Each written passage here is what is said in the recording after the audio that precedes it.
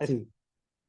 Mira, lo primero que voy a hablar, primero que todo, sobre el tema del, del metano. Ya voy a partir del metano porque para no perderlo, porque todo tiene, es mucho más científico esos aspectos del tema del metano, en el sentido que tiene mucho más como significancia en cuanto a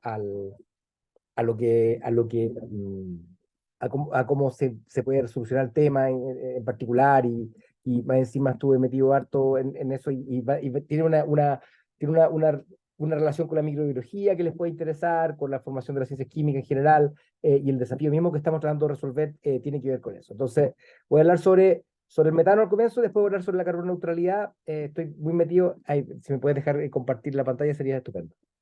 Sí, ahí está la idea. Ya, perfecto. Entonces, a ver, ¿dónde está? Ahí está, ya.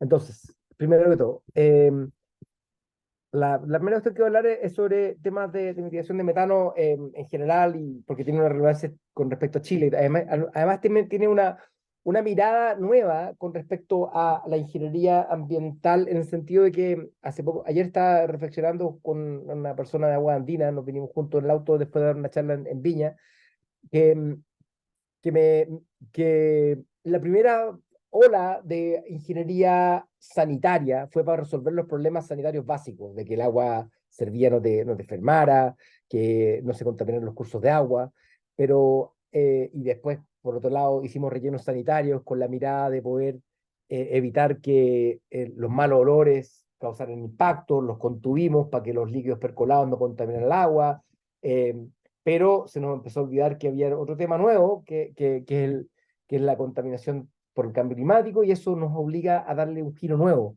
a estas cosas. Entonces, eh, bueno, muchos están hablando de esta triple crisis sanitaria y en cierta forma la economía circular te puede ayudar a cambiar un poco el ciclo de destrucción de la biodiversidad, del cambio climático, y realmente utilizar mayores materiales, porque los grandes problemas que tenemos hoy día es este ciclo de extracción, destrucción, agotamiento de especies, agotamiento de recursos no renovables. Y hay una gráfica que es súper potente de la OCDE que muestra cuáles son los países del mundo, cuánto material tienen que extraer por dólar generado, y Chile está de los más altos. Tiene que generar 2,5 kilos de algo para poder generar un dólar de PIB. Y eso entonces se da cuenta que si tú eres con ese nivel de intensidad de extracción, al fin y al cabo tu crecimiento económico solamente lleva mayores problemas ambientales, no necesariamente se desacopla. Entonces, ustedes saben que el cambio climático, el calentamiento reciente que hemos tenido, en forma neta ha sido en torno a 1,1 grado de calentamiento. Y, y 1,1 grados neto. Tenemos el CO2, que tiene una vida atmosférica de más de 100 años, y por tanto lo que estamos hoy día viviendo tiene que ver con emisiones históricas de los países industriales fundamentalmente, pero ellos han ido bajando sus emisiones en el tiempo reciente, y en los países emergentes han aumentado sus emisiones, pero el CO2 ha dado, o sea, vamos a un 0,8 grados Celsius de calentamiento versus el neto de 1,1. También tenemos el óxido nitroso, ¿no es cierto? De la agricultura fundamentalmente. Tenemos los gases fluorinados, que antes tenían un efecto mucho más importante, tienen que ver con los clorofluorocarbonos, los hidrofluorocarbonos, que supimos que agotaban la capa de ozono, los bajamos, pero siguen teniendo un efecto de calentamiento igual. Y tenemos otros efectos de enfriamiento, como en los sulfatos. También hay un calentamiento del carbono negro, y otros tipos de compuestos que tienen efecto invernadero también. Pero el metano es de vida corta, y al ser de vida corta, su efecto de calentamiento va un poco más allá de 12 años. Y en definitiva, si nosotros bajamos esas emisiones, el efecto de reducción de temperatura va a ser mucho más largo, más rápido. Hay dos tipos de calentamiento, en cierta forma: un baño María, que es de CO2, que si yo apago el fuego, va a continuar caliente y se va a empezar a enfriar con el tiempo, y un soplete, que está encima, que si yo lo apago, el efecto de calentamiento se da rápido, y por lo tanto, en cierta forma, el metano se ve como una de esas perillas que permite ajustar la temperatura más rápido. No en reemplazo de la descarbonización, sino que en adición. Entonces, y por eso, si uno ve en términos netos, 45, porque el CO2 que viene del carbón, el carbón tiene un efecto de calentamiento como CO2, pero tiene un efecto de enfriamiento por sulfato, y por lo tanto tiene un efecto dual. En cambio, las fuentes de metano, fundamentalmente el gas natural, son netamente negativas hacia el clima, y por tanto, por eso nos atrevimos a decir que el metano contribuye a cerca del 45% del calentamiento reciente.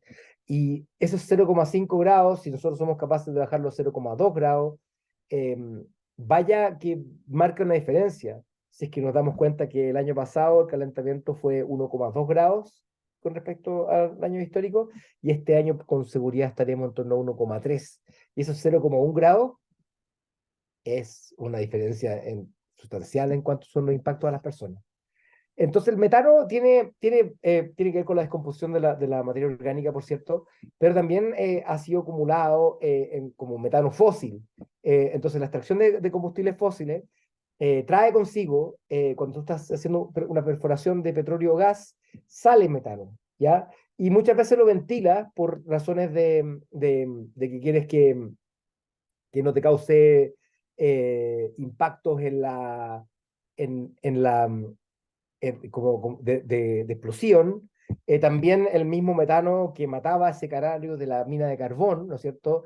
Que daba cuenta de que había una capacidad de explosión. O sea, el gas, el petróleo y el carbón, todos son fuentes de metano, que son cerca del 40% de las emisiones, y el otro el 60% viene del sistema alimentario, del cual 40% más o menos es de la producción de alimentos, y un 20% tiene que ver con los residuos orgánicos.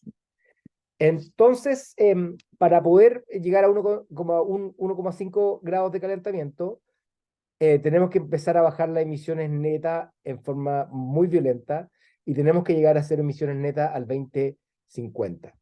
Pero también requerimos bajas de emisiones de metano para poder ser compatibles. Y requerimos entre 35% al 2030 y un 50% de las emisiones de metano al 2050 para poder evitar que el calentamiento supere 1,5 grados. Entonces, para eso se armó tres grandes esfuerzos.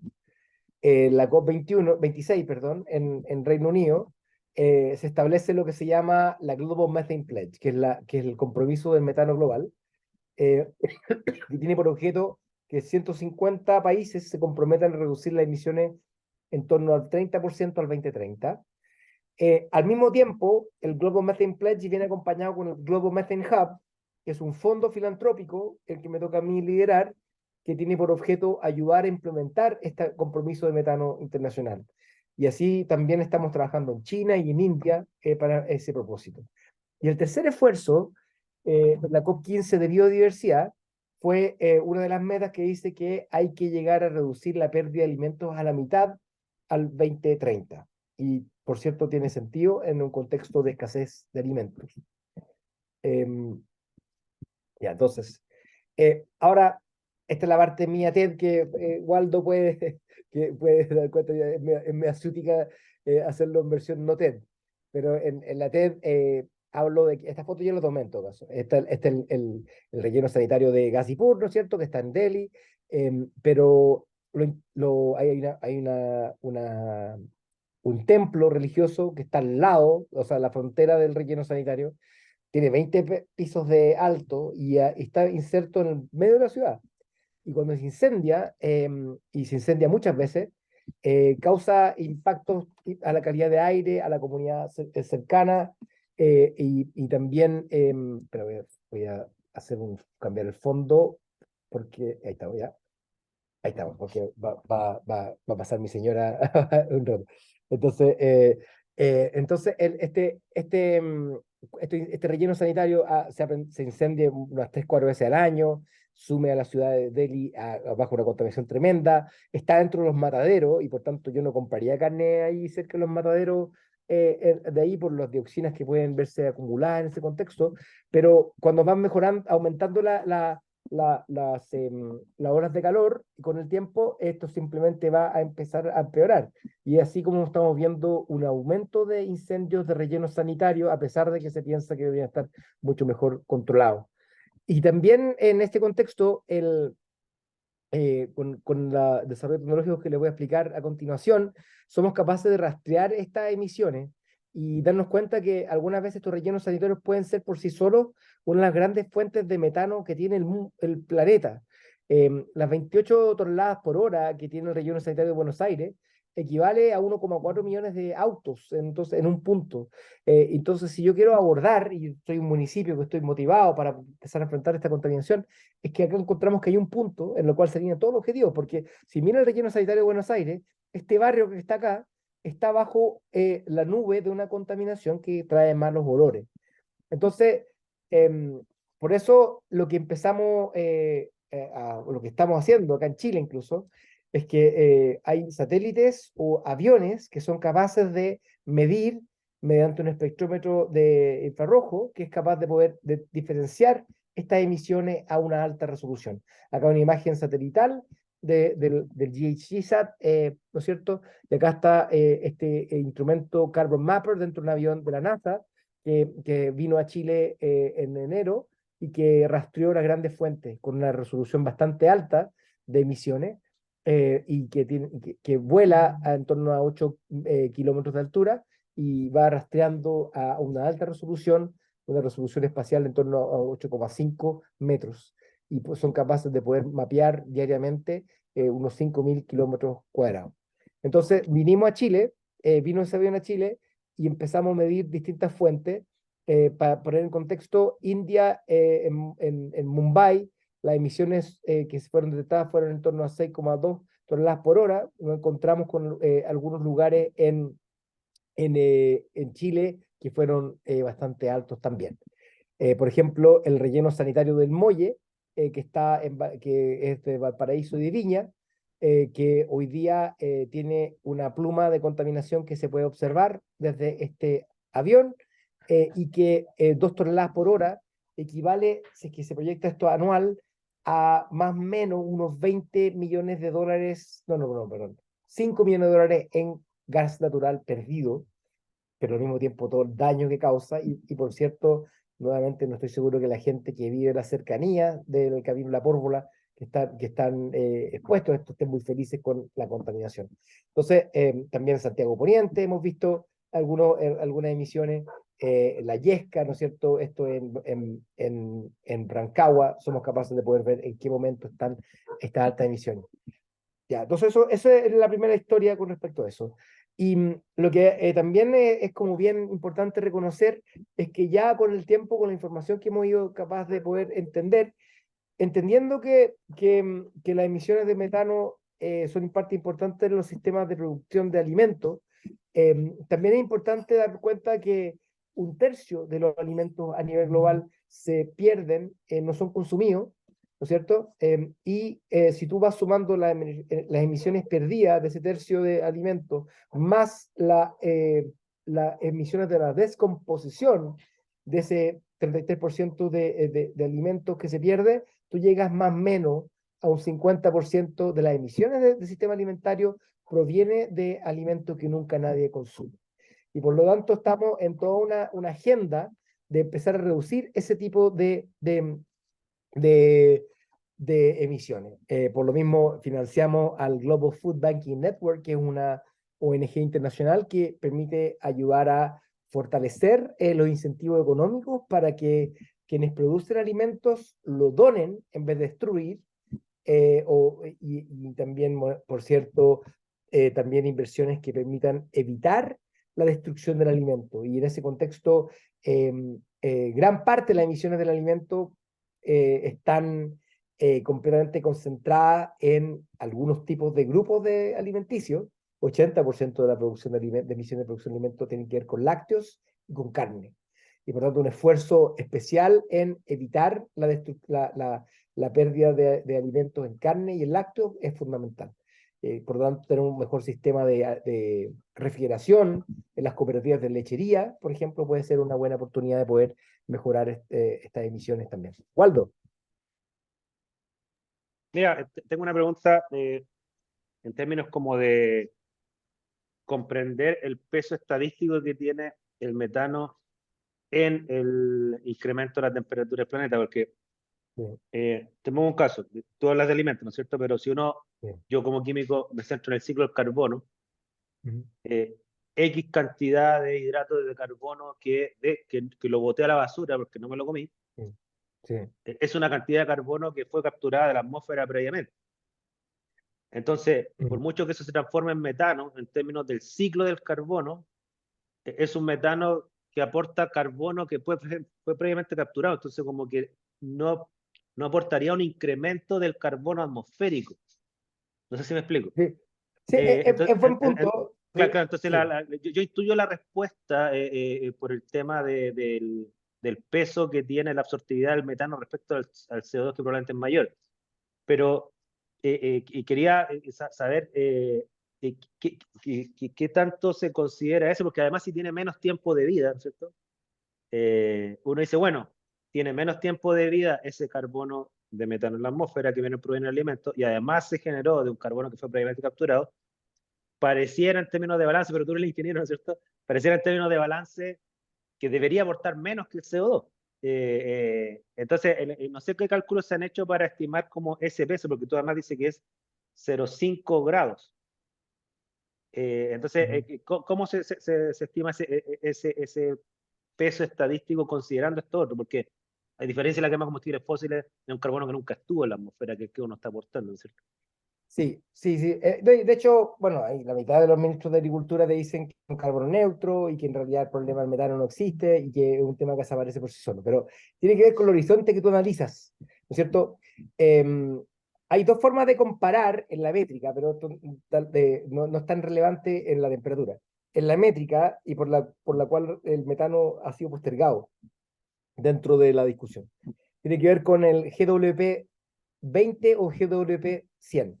El potencial de calentamiento global a los 100 años o los 20 años. Si tú miras a 100 años, el efecto del metano es muy reducido.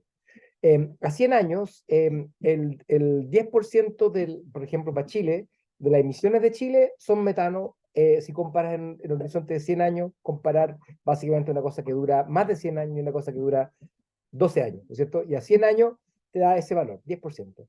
Pero si tú pillas y ves cuál es el efecto de estos próximos 20 años, porque el B20 es 86 veces más potente que el CO2 versus 25 que el para 100 años, y por lo tanto pesa como 3 veces, más de 3 veces más. Y por lo tanto, el aporte de Chile al calentamiento de estos próximos 20 años va a ser más de 30% de metano. Y en lugares como India más de 40%, en lugares como Brasil más de 60%. Entonces, en el fondo tiene que ver con qué horizonte están mirando. Y por eso te digo que ese calentamiento reciente, ese 0,5 grados del calentamiento reciente, se debe al metano. ¿Ya? Entonces, por lo tanto, si tú bajas esas emisiones hoy, va a bajar la temperatura hoy. En cambio, si tú bajas el CO2 hoy, el efecto va a ser mucho más lento en bajar la temperatura. ¿Ya?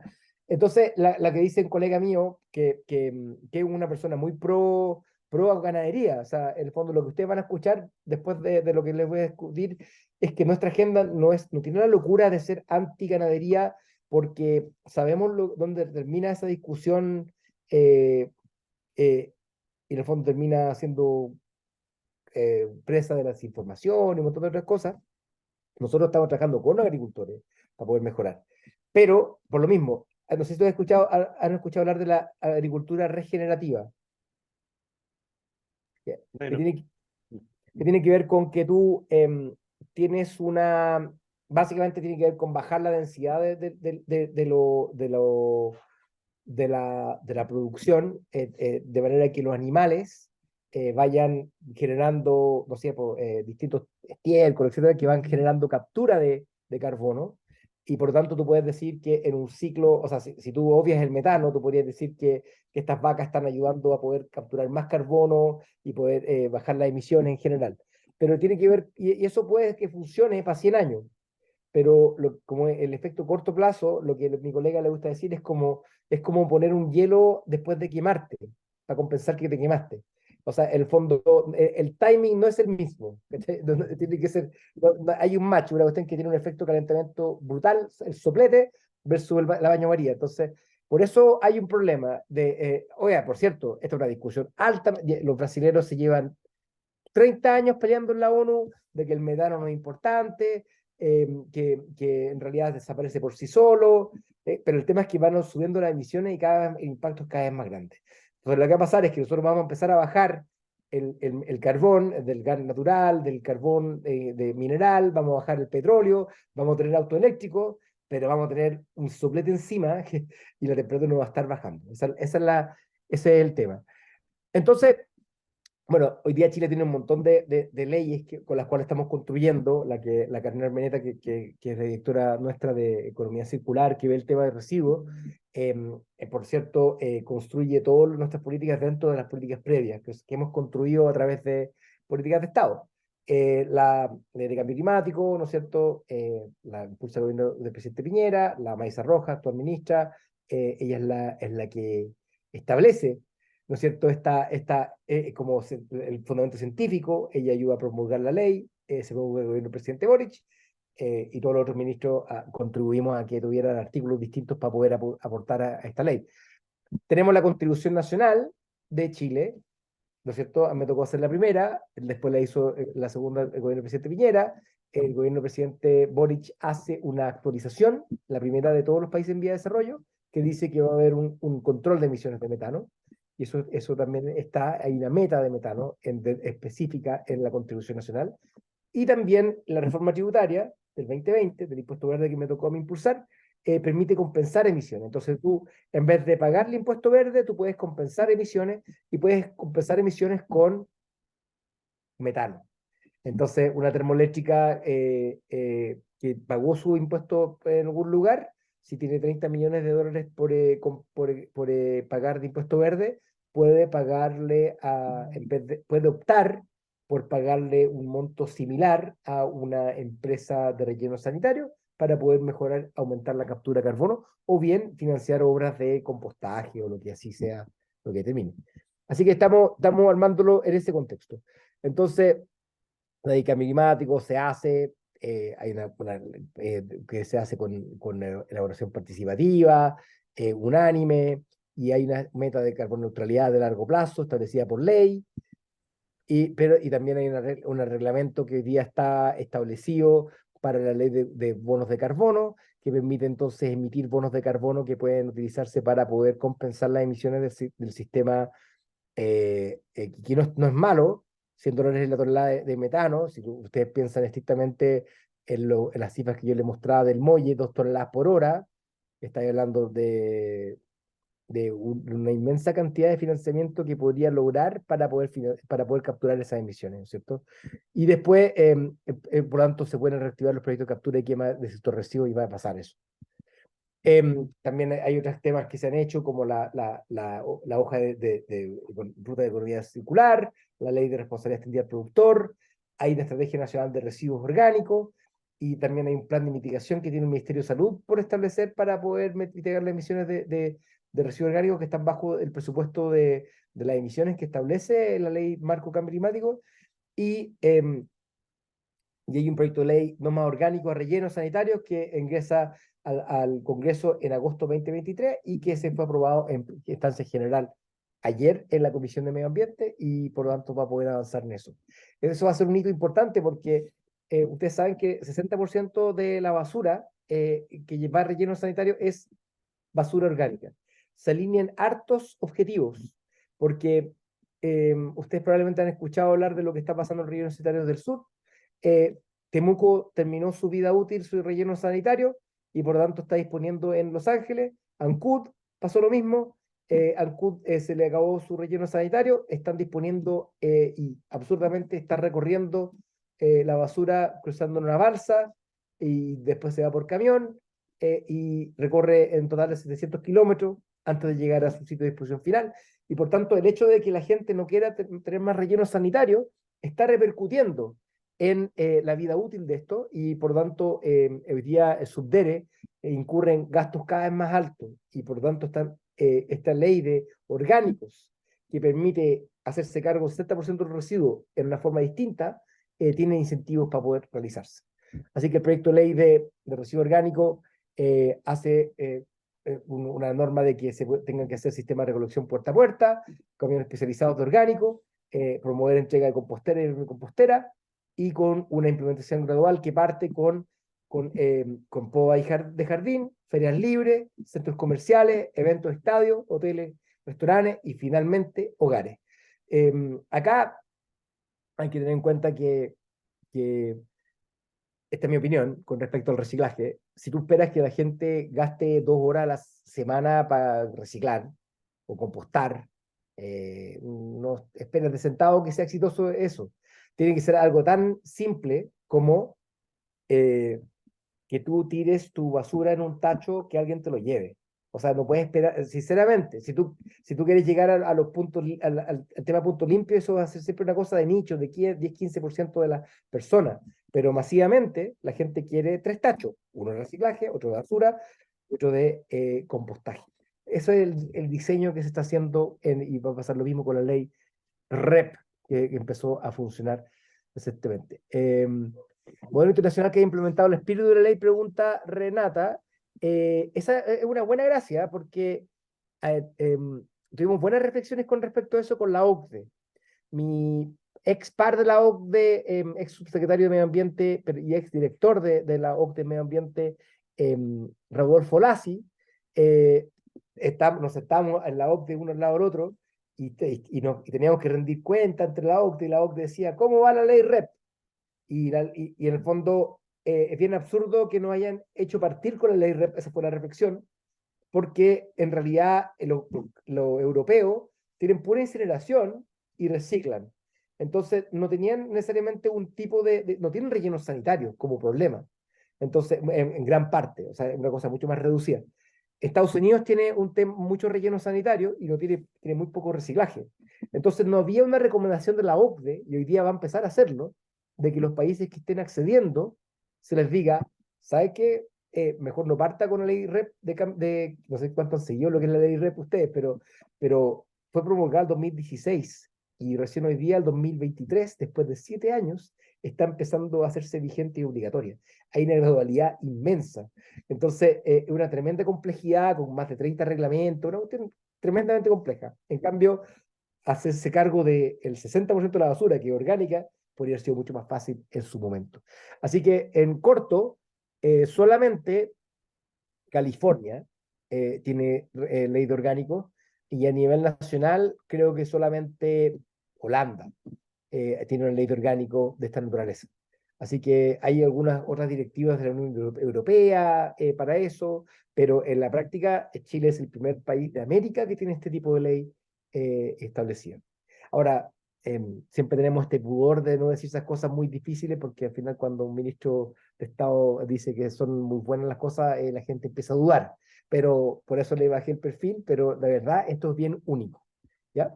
Eh, y eso permite alargar la vida útil del relleno sanitario y disminuir las emisiones de metano y construir una economía circular, porque en la práctica esto orgánico se encuentra en un contexto de una gran demanda de materia orgánica y de nutrientes.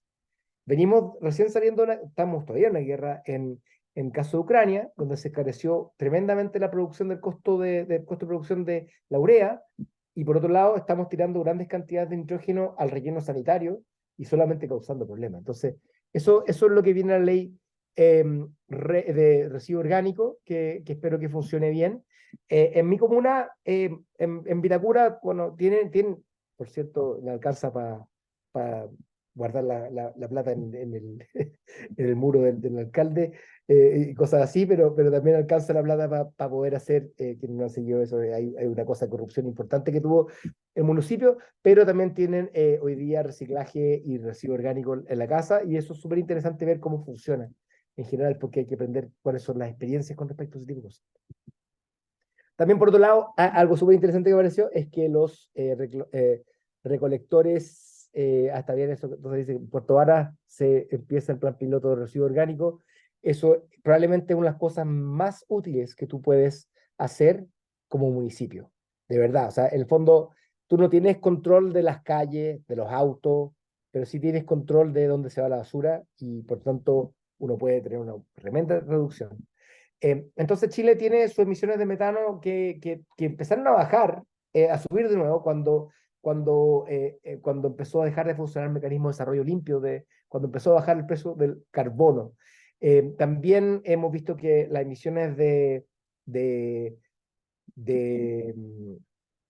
bueno, estamos viendo cómo están aumentando las emisiones. Las emisiones agrícolas se han mantenido más o menos estables y la energía son en torno a 11% y se debe fundamentalmente al consumo de leña, aunque no lo crean porque la combustión incompleta de, de, de, mm, de residuos sólidos, de compuesto sólido, incluido la biomasa, también genera metano.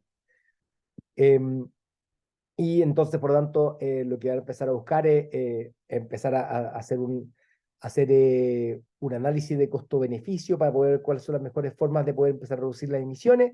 Y acá, por ahí está el tema del monitoreo que hicimos de nuevo, relleno sanitario. Lo pegué 2 veces, qué raro.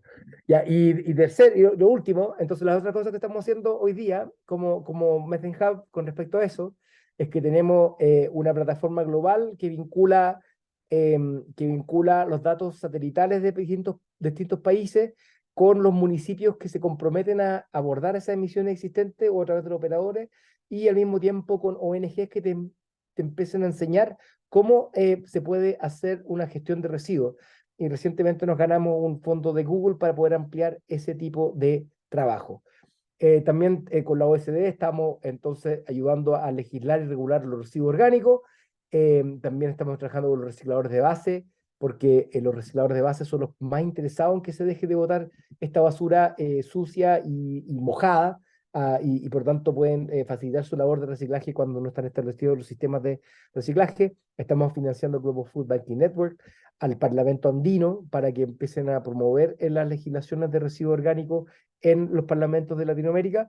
Y también tenemos el proyecto Recicla Orgánico que hicimos junto con el Ministerio de Medio Ambiente en su momento y el gobierno de Canadá, pero que se expande a Latinoamérica con este ejemplo de colaboración sur-sur, en donde se muestran distintos modelos de compostaje o de digestión anaerobia, para poder así hacer frente a este desafío de los orgánicos, y también un acuerdo con el BID de 30% de reducción de metano en los préstamos de residuos sólidos. Le pusimos 3 millones de dólares para que desarrollen proyectos de mitigación de metano y ellos se comprometieron a poner 350 millones de dólares en corto plazo. Así que eso es más o menos lo que estamos haciendo ahí. Y para cambiar el tema, bueno, y hay una cifra bien potente, tiene que ver con que si tú comparas las cosas que puedes hacer como persona natural para poder mitigar el cambio climático, eh, es súper importante el CO2 que puedes evitar en el corto plazo. Si tú miras con GWP 20, ¿no es cierto? El efecto de calentamiento del metano en el corto plazo, una familia de 4 personas que composta baja tanto las emisiones como dejar el auto en casa, y es para ir a la pega. Así que, o el doble, de hecho. Entonces es súper potente como cosas simples que uno puede llevar a cabo. ¿Y preguntar algo, Waldo? Los comentarios que en el chat que Renata pregunta si la ley contempla la industria alimenticia. Es una pregunta que hay. Sí, sí. Sí, Eh, sí, sí, parte con la empresa, sí, porque el fondo, sí, el fondo no hay que limitar la cantidad de. Ellos pueden pagan generalmente una tarifa mucho más cara por disposición final. La brecha entre el compostaje y relleno sanitario no es tanto como uno pensaría.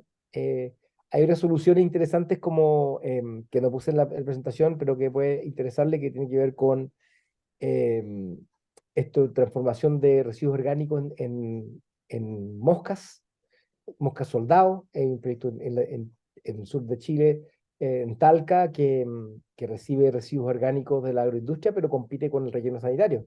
Entonces, y con eso, si es que tú fuera ilegal disponer el relleno sanitario, tú te encontrarías con grandes masas de producción de esta mosca soldado y su larva, y que se utiliza para producción de alimento de perro, alimento de trucha, alimento de huevo, y por si le interesa, si van a una COPEC ahora, hay huevos, y esos huevos son huevos circulares, que están hechos alimentados con larvas de mosca, hechos de la reducción de residuos orgánicos en Talca, y así también hay marcas como Circular Pet, que si quieren comprar eh, para comida de perro, en vez de que coman carne, la formulación tiene harina de mosca, y mis perros comen eso y están de lo más bien. Y Circular Trout, a mí particularmente fue súper importante porque este proyecto que hace un amigo mío, que el disclaimer se llama Christian Emhart, lo conozco hace 10 años en la Fundación Chile, él es experto en análisis de ciclo de vida, y él empezó a hacer una empresa basada en el ciclo de vida, y por tanto siempre fue el diseño de reemplazar la harina de pescado en la producción de alimento de salmón, y ahora han sido capaces de desplazar parte importante de esa harina de pescado con harina de mosca. Y por tanto, Circular Trout, para quienes se han preocupado de todos estos temas de la llegada de las salmoneras a áreas protegidas, Circular Trout se hace en una producción, ¿no es cierto?, en la región del Maule, y que tiene el mismo sabor, si es que lo más rico que lo que sería un salmón de la Patagonia, con menos impacto ambiental. Oye, y hay otra pregunta de Mm, Jimena, y claro, ella dice que mm, hace más de 20 años venía mm, escuchando en un curso de ingeniería inventar el tema de la problemática del metano y su potencialidad en los rellenos sanitarios. Y ya existían mm. proyecciones para 20, 40 o más años que se han ido cumpliendo, y ahí hace la pregunta de que a qué le atribuye el hecho de que aún no se comprenda o asimile en la industria agrícola u otras, o en los rellenos sanitarios, si es un problema de conocimiento, de un problema de investigaciones científicas, un tema político y económico. Yo me quiero tomar esa última parte político y económico porque por ejemplo, toda esta experiencia que tú estás mencionando, los productos que se ofrecen, por ejemplo, que entiendo que cierran como el ciclo y el tema del reciclaje y que además evitan emitir metano. Los productos finalmente, uno tiende a ver en el supermercado que muchos de estos productos que como que se declaran responsables y obviamente uno confía que así es, tienden a ser más caros. Entonces, Mm, ahí viene como el tema mm, económico, si es como comprar, no sé, pues, no sé, pues, verduras sin pesticidas, no sé, ya, está bien, pero mm, finalmente las terminan mm. pagando gente que es del 5% más rico de Chile. Entonces, ¿cómo está también ese tema? Sí, yo te diría a ver, el tema del metano se postergó. Algunos dicen, nosotros nos gusta decir, no, que es la mejor cuestión, que lo más fácil, lo más rápido, lo más rentable, pero la verdad es que son los sectores más jodidos que te van quedando, ¿no es cierto? Las minas de carbón, la extracción de petróleo y gas y enfrentar el fracking, ¿no es cierto?, la fracturación hidráulica, y todos los problemas geopolíticos que se pueden dar en el contexto no geopolíticos, sino que políticos electorales. Recordemos que Biden gana la elección última en Pensilvania, ¿no es cierto?, un estado fracking, pero su posición frente al fracking fue que continúe. Si él dice se produce el fracking, habría perdido. Y habría sido, y bueno, de hecho, me alegró cuando dijo que me emita el fracking en su momento, porque dije, parece que quiere ganar el caballero, porque de lo contrario sería perder, ¿no es cierto? Y de nada nos sirve tener toda esta grande idea si es que va a ser Trump el presidente y que le puede importar menos todo esto, ¿no es cierto? Entonces, en el fondo, son sectores postergados. La agricultura, sector agrícola, la forma de poder enfrentarlo tiene que ser inteligente. Le voy a explicar al tiro cómo lo hacemos con el tema de la agricultura. Y el tema de la basura, efectivamente, se generó energía en muchos lugares, ¿ya? El precio del mecanismo de desarrollo limpio fue demasiado bajo con el tiempo, pero en KDM, en Tiltil, hay una planta de 20 megas de energía que genera del gas metano, y también si tú vas a Agua Andina, el sistema de operación de tratamiento de residuos y lodo permite que se autosustente la operación de Agua Andina, ¿no es cierto? Tienen generación ahí en torno a 20 megas más, pero hay varias cosas que uno va contrastando. Yo iba con mis alumnos cuando yo iba a KDM a mostrarles KDM y quedamos maravillados con que éramos capaces de poder generar energía del residuo. Pero lo que no captamos es que efectivamente sí, pues estas cuestiones están funcionando como deberían funcionar. Lo que no reparábamos es que esto en su mejor caso capturaba 60% del metano. Y ese 40% es lo que ustedes ven. Entonces la planta de Tiltil, la planta de todas estas plantas tienen sistemas de captura de metano. Lo que ocurre es que no es muy buena idea capturar el metano con tierra. O sea, en el fondo, lo que habría correspondido mucho más es separar lo orgánico, hacer una digestión anaerobia realmente óptima, que permite hacer un tratamiento mucho más efectivo, con mucho menos fuga. Pero en la práctica, si tú estás tapando el frente de operación, tarde más ni nunca, evidentemente todo el metano se te fuga por donde no está cubierto.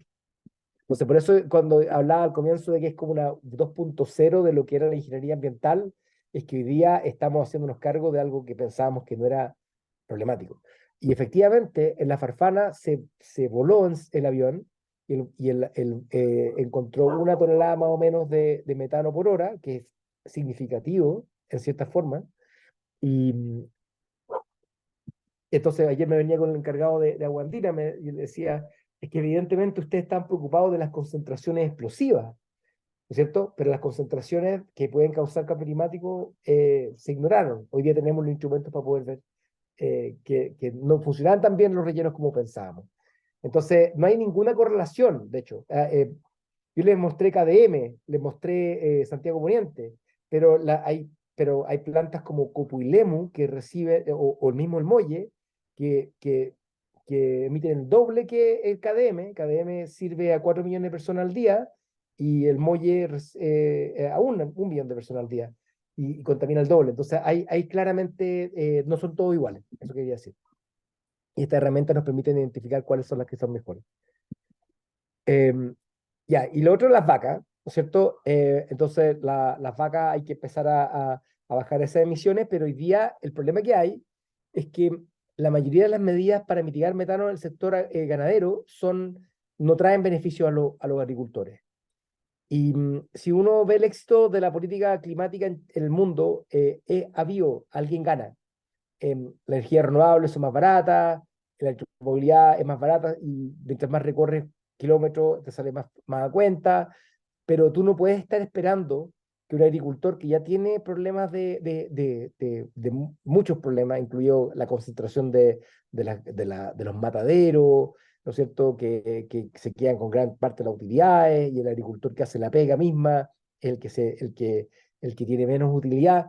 Entonces, hay toda una complejidad que hay que abordar.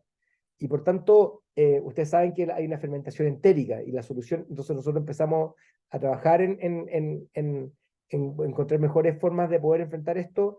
Tenemos un experto neozelandés que tiene 2 cualidades especiales. Él fue embajador de Nueva Zelanda en Argentina, pero al mismo tiempo científico en los temas de metano, y él había generado antes un consorcio de universidades en torno al metano eh, en la agricultura.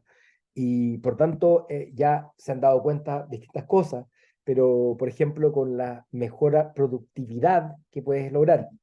Si tú le das un alimento de mala calidad a un animal, gran parte de su energía la utiliza en procesar ese alimento para obtener energía, para poder generar la leche o la carne.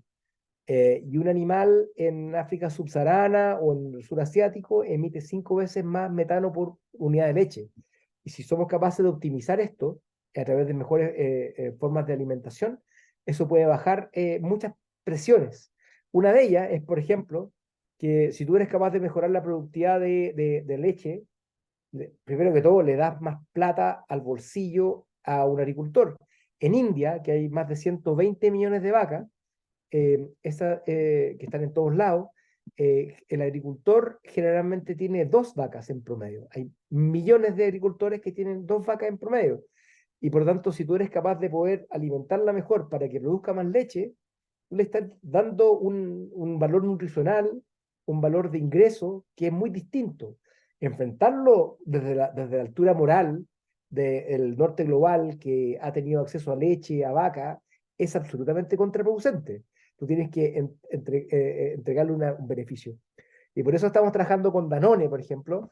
Danone, la marca de yogur y de lácteo, que en el norte de África, en donde se están enseñando mejores técnicas de alimentación y buscando cuáles son las fuentes de alimento que son más óptimas en la producción de leche, de manera que haya mayor rentabilidad y rendimiento. Pero también, eh, esos son si yo hago que la vaca coma mejor y genere más leche, también genera más metano por animal, ¿no es cierto? Entonces eso nos puede bajar cierta presión de crecimiento del número de animales, puede bajar la presión de la deforestación, porque tú vas con la misma cantidad de animales poder producir la misma cantidad de producto, pero no está bajando la emisión en términos absolutos. Y por eso quizás han escuchado hablar de, esta, de estas algas que les dan a las vacas para inhibir la generación de metano en su estómago. Entonces, el rumen, ¿no es cierto? Tiene una serie de ecosistemas sinérgicos que van algunas bacterias degradando los carbohidratos en forma con oxígeno, después viene la de nitrificación, ¿no es cierto? Con nitratos, van haciendo emisiones también y van consumiendo, ocupando como aceptor de electrón final el nitrato, después va su sulfato y después nos encontramos con las metanogénicas que ocupan el CO2 como aceptor de electrón final. Bueno, como este es un curso de química, ¿no es cierto? Entonces les comento que el bromoformo o el cloroformo también tiene, energéticamente puede competir con la metanogénesis y por tanto lo que estas algas tienen un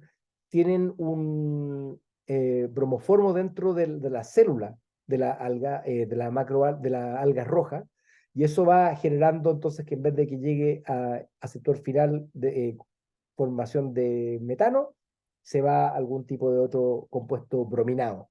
Pero por cierto, darle bromoformo a unas vacas, eh, tenemos que ver qué pasa con la inocuidad, qué pasa con la calidad de la leche. Están intentando hacer de todo tipo de cuestiones. Es súper interesante porque los indios están dándole turmérico. No sé cómo se llama, pero es una especie. Y también tienen que saber pues, si la leche va a tener sabor a comida india, no. Pues, o sea, en el fondo hay que empezar a preocuparse de esas cuestiones porque tampoco te sirve mucho y ver cuál es el rendimiento de largo plazo. Y algunos esfuerzos que han dicho que es posible que la vaca, cuando tú le das el alga mucho tiempo, no le gusta. Si no, por algo no comen algas. Pues, esa es la realidad. Entonces, hay que encontrar formas mejores. ¿Y qué es lo que pasa también? Que una vaca que tú le des este inhibidor, tiene que estar dándose en cada bocanada de la vaca. Y la vaca, muchas veces los sistemas extensivos, tú no veis la vaca en 6 meses y por tanto también es necesario derivar formas lentas de entrega y por tanto quizás algún tipo de mecanismo de entrega distinto. Todas esas cosas se van investigando. También hay vacunas de vaca, de metanogénica, entonces que tienen que por objeto desarrollar anticuerpos hacia las bacterias metanogénicas, de manera que esa vaca no genere tanto metano hacia adelante. Todas estas cosas hay que estudiarlas y por eso juntamos desde Bezos Earth Fund, The Gates Foundation y otras fuentes, el gobierno neozelandés, de Irlanda, de Estados Unidos, juntamos $200 millones para poder hacer un esfuerzo concertado en la mitigación de metano en el rumen también. Así que eso es como más o menos el rollo y también por lo mismo hemos estado trabajando con los ministerios de Agricultura, hicimos una reunión ministerial, la primera reunión ministerial, y en la cual por primera vez tuvimos algún tipo de compromiso, porque los ministros de Agricultura son reacios a comprometerse con los temas de mitigación de metano. Ellos dicen, no, el problema del cambio climático es simplemente un problema de adaptación y por lo tanto pudimos empezar a sacar una declaración. Una declaración que, por cierto, fue sujeta de un montón de desinformación en PolitiFact, en Maldito Bulo, en USA Today empezaron a correr rumores de que el Methane Hub había articulado una red de ministros para que destruyan la agricultura. Y, o sea, en este mundo estamos viviendo. Y por lo tanto, nuestro enfoque por eso es tan pro agricultura, para que sea completamente disonante con cualquier persona que quiera decir que queremos destruir la agricultura o que queremos eliminar el consumo de carne. Esa es la primera parte. Así que, si tienen alguna pregunta con respecto a eso. Oye, bueno, yo, si no hay preguntas aquí en el chat, voy a aprovechar de hacer un par de preguntas. Fíjate que yo hace como más de 10 años atrás, una vez me pidieron una asesoría en un basural.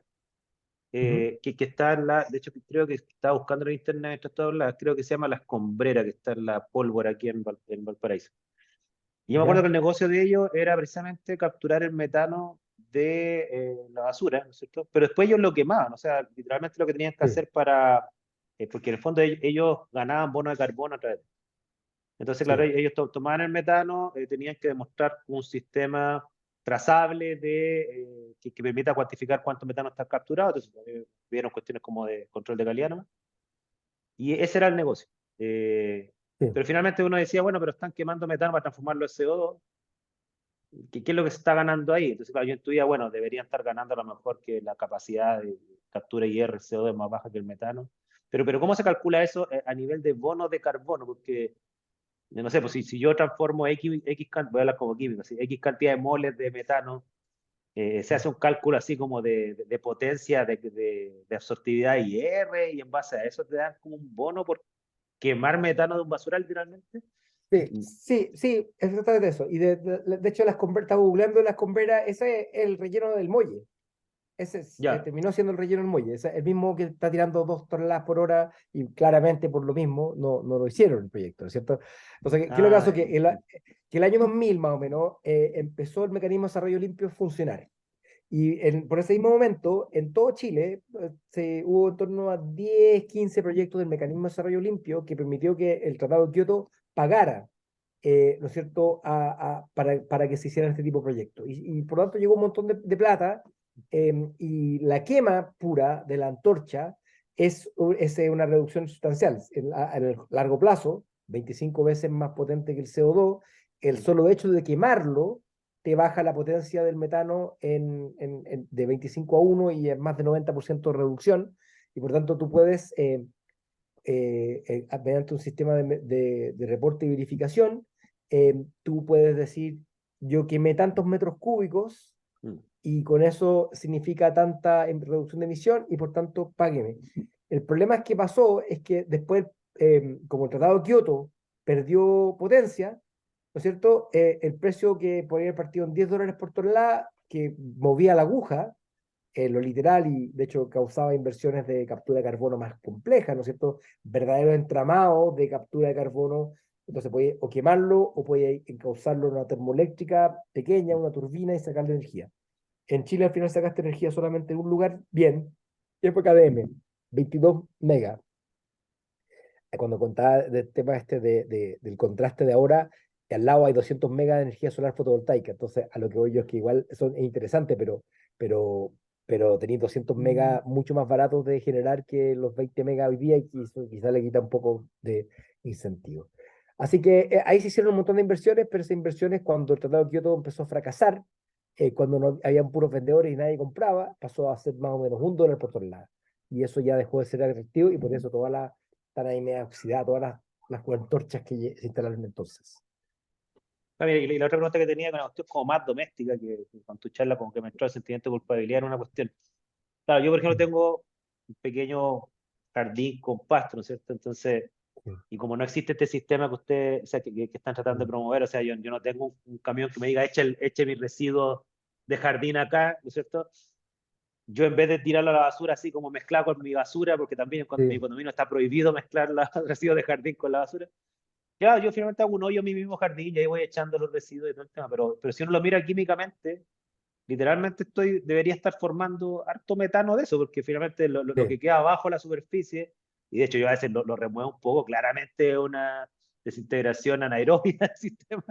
sí. Entonces, como que, ¿qué queda para el ciudadano común, ¿no es cierto?, en estos momentos que tiene su jardín que genera residuos de jardinería para este tema, porque finalmente uno dice, bueno, ¿lo voto o no lo voto a la basura común? Así como que esa es la pregunta del millón. Sí, O en realidad en estos momentos es lo que hay, hay que vivir con las limitantes que tenemos y hay que esperar a que estos proyectos esta ley. salga y ya tenga un sistema como debe ser, ¿no es cierto? Sí, sí, o sea, mira, o sea, una de las cosas que queremos hacer con la ley es que se le cause un incentivo a los mismos recicladores de base para que puedan hacer este tipo de inversión, ellos sean los que te gestionen, de la misma forma que hoy día hay cartoneros que te reciclan, Sí. igual, ¿no es cierto? Que puedan hacer uso del orgánico. Pero yo también tuve, mira, he tenido, como toda persona, el mismo recorrido que has tenido tú. Tuve mi primera compostera, como estas medias, como eran como una especie de cúpulas que grande fuera, y la cantidad de ratones que me llegaron a la casa, y la cantidad que entraron a la casa por el De, de- excusado, o sea, de hecho, los 7 años que yo en mi casa he tenido, creo, como 10 ratones. sí, ya, entonces por cierto, fue exiliado esa primera compostera, y no pude hacer nada más por años. Después en Estados Unidos me compré la otra que es rotatoria, que supuestamente oxigena un poco más, pero la verdad es que es lo mismo, por el fondo es lo mismo porque está también generando una gran cantidad de metano. Por eso te decía que la solución no puede ser esa, porque no puede ser que tú queráis ir a, o sea, en el fondo la solución es que tengáis jardineros que les interese estar en el jardín varias horas a la semana. Eso no va a pasar en forma masiva, ¿no es cierto? Y por eso este sistema de que tienen un tacho. Pero si quieres entre medio, hay una cuestión que se llama Food Cycler, que es ¿Ya? bien interesante, que es como una cuestión media semi-industrial, pero hogareña. Entonces tú te procesas 1 kilo de más o menos por tanda, te lo calienta, por tanto le quita toda la humedad, la va calentando y va secando y va triturando. Y por tanto exacerba el intercambio de masa, ¿no es cierto?, de oxígeno, y por lo tanto es como te genera una especie de compost de un volumen de por lo menos 80% menor, ya reduce una gran cantidad de volumen, y no es hediondo, no tiene la humedad que te puede causar sustancias de mal olor, y eso tú lo puedes ocupar y aplicar para tu terreno. Pero no estoy resolviendo el tema de la poda, pero la poda no creo que sea la principal cosa En el más caso mío, aleatoria. el pasto. En el caso mío, tengo que cortarlo cada 2 Sí, semanas y genero 2 bolsas de basura grandota de pasto y es sí. complicado. Claro, a veces pensar que se ve bueno, van a tener que ponerle sí, una celda solar para no, por consumo Sí. energético, como que igual voy a estar generando gas No, no, invernadero. pero hay un cálculo que tú lo puedes ver ahí. Ah, En ya, Food ya. Cycler hay un análisis ciclo día Ya, que como 1 kilo de CO2, perdón, 1 kilo de residuo orgánico en el corto plazo, GW20, es 3 kilos de CO2. O sea, imagínate eso, mm, 1 a 3. El cobre es 1 a 3. 1 kilo de cobre genera 3 kilos de CO2. El cemento es 1 a 1. Entonces, imagínate que el orgánico es 1 a 3, es ya, tremendamente intenso. Entonces, tú le podéis meter, de hecho, el consumo por 1 kilo es 1 kWh más o menos. ah, 1 kWh es 0,3 kilos de CO2 en Chile hoy día.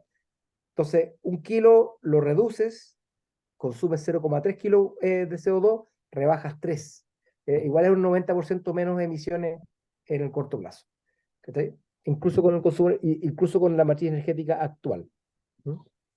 oye, le estáis haciendo el trabajo final a mi estudiante. Ahora les pedí unos cálculos más o menos. Sí, entonces, sí, Ya. pues, Vale, ahora voy vale. con la segunda Oye, tengo parte. La una segunda parte. pregunta, Gastón, Sí, sí. dale. Sí, Gastón. sí, Marcelo. La pregunta es la siguiente. Tú hablaste de como una pérdida de $5 millones de metano por basurero, más o menos, lo mencionaste en algún Sí, momento. sí. Con lo barato que está la energía ahora eléctrica o solar en Chile, ¿tú ves que vaya posibilidades de que se vaya a invertir en recuperar ese metano como en el mediano o largo plazo? ¿O ya hay que darlo, digamos, por perdido porque veo que competitivamente el otro tipo de generación de energía es más potente? Entonces, no sé cómo ves tú ese tema de la inversión que hay que hacer para recuperar esa cantidad de metano en lo que se traduce monetariamente. Sí, o sea, probablemente no mucho menos que le pongamos un precio de la contaminación más alto al que tenemos hoy día. Con las condiciones actuales va a ser difícil, en el sentido que el impuesto verde compensado a $5 la tonelada te va a permitir prender la antorcha de nuevo, pero no te va a financiar cosas más complejas que eso. Pero sí puede que un precio más alto te permite, consideremos lo siguiente, que la basura emite más o menos en 18 meses todo el metano en su composición, ¿ya? Y por tanto, si dejamos de tirarle basura orgánica al relleno sanitario, va a ser un problema que se va a empezar a solucionar solo. Entonces, la verdadera clave está en evitar que llegue a relleno sanitario el residuo orgánico derechamente. Y ahí tú tienes soluciones como el compostaje, como la gestión anaerobia, que pueden ser mucho mejores. Así que eso sí creo que va a funcionar mejor.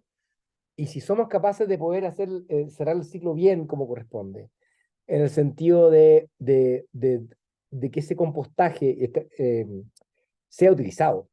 Porque piensa lo siguiente, agua andina, ayer supe, Santiago tiene más o menos unos 6.000 toneladas diarias de basura, ¿ya? 6.000 es harto, 7.000 por ahí debe ser. De lo cual por lo menos 3.000 es orgánico, ¿cierto? Y digamos que lo compostas y tú vas a reducir el volumen, todo lo que tú quieras, y digamos que vas a estar en torno a 1.500 toneladas. De hecho, agua andina, con sus lodos de agua andina que están procesados hoy día del agua servida, están disponiendo 1.000 toneladas diaria de residuo orgánico compostado en terreno agrícola, en predio agrícola. Eso es harto, ¿no es cierto? Pero la demanda es mucho más que esa. Pero tenéis que hacer un match donde es necesario. Y también tenéis que tener la reglamentación apropiada para que no se pongan muy creativos los de salud y que te impiden al final disponer de algo nos encontramos con absurdos ambientales. Lo interesante y el hito de SAC es que SAC ya le dio permiso a Agua Andina para que los lodos sean aplicados y ahora van a empezar a venderlo. Entonces pasamos de pagar por disponer a recibir plata por lo que tú generaste y eso te va ayudando a financiar el sistema. Y en un contexto de que la urea subió de precio tremendamente el año pasado y tuvo un efecto completo al precio de los alimentos, entonces hacer una verdadera economía circular vale la pena. Pero para que sepan, en California tampoco está resuelto. En California están haciendo grandes plantas de compostaje cada municipio, pero no hay un match entre el predio agrícola que requiere el compostaje y el compostaje, porque también hay funciones de distancia que van haciendo más o menos factible que sucede. Pues. Entonces hay que hacer una verdadera ingeniería de, acá están nuestros predios agrícolas, pongamos todas estas composteras cerca para que sean insumos para eso. Y por cierto, siempre hay una demanda importante de jardinería o también de la lucha contra la desertificación. Es decir, igual vale la pena poner materia orgánica que vaya poniéndose en suelos que están en la transición hacia el desierto, ¿cierto?